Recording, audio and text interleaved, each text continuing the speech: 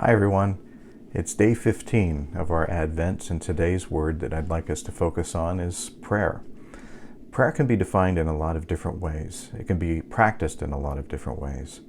For some, they see prayer as a plea to God, asking for specific things, whether it's big things in their life or whether it's rather small things in their life.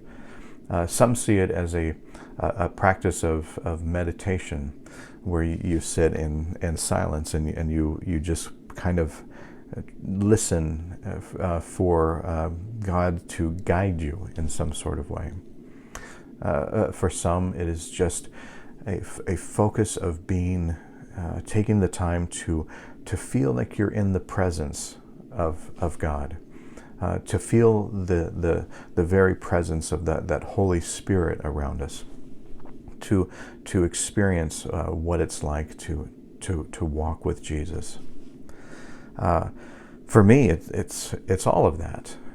There are times when I have, in prayer, I have asked God for things.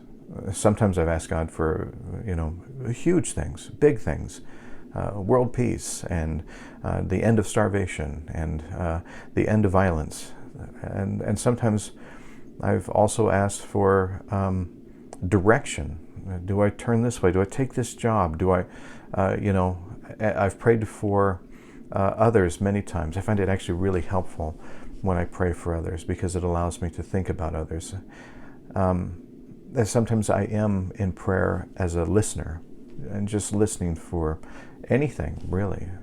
Sometimes in the silence, I hear God.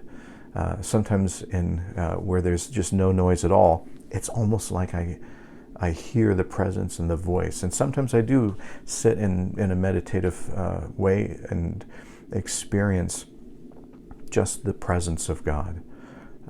It's almost like it's almost like just getting a hug from Christ. You sit in silence and you just feel that presence. And for many times, it's all of that.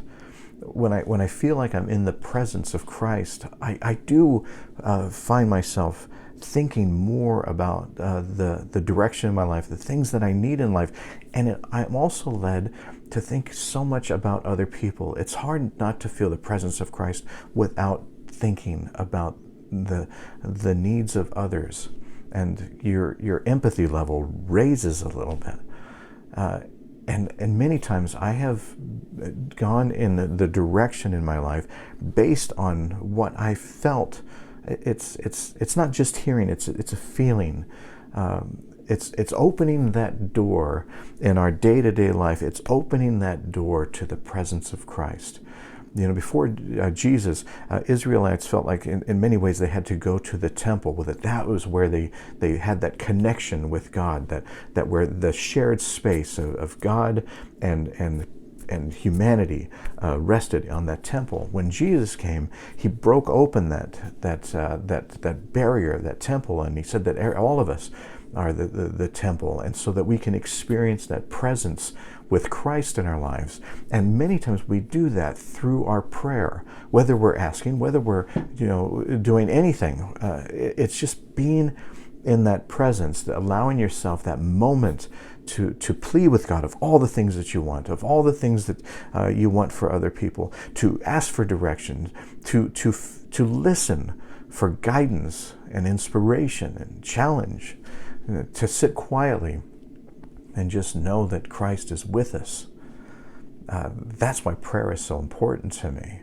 I don't see it as a genie in the bottle. I don't think that all of my requests are going to come true, because sometimes, Christ knows the direction and knows the answer, and sometimes, like a parent, the answer has to be no so that we can grow and things like that. And I also don't think that being in the presence of God makes me holier than somebody else. I think it makes me a person that is reminded that Christ is love, that Christ loves me, that I'm here as someone, as a disciple of Christ. I'm here to celebrate that love and to share that love with others. I hope that you find prayer time today. I pray that you find prayer time today. I pray that you find more moments in your day to feel the presence of Christ in your life, to just ask what you need, ask for the needs of others, to listen and to experience the love of Jesus Christ in your life. Love God, love yourself, love your neighbor.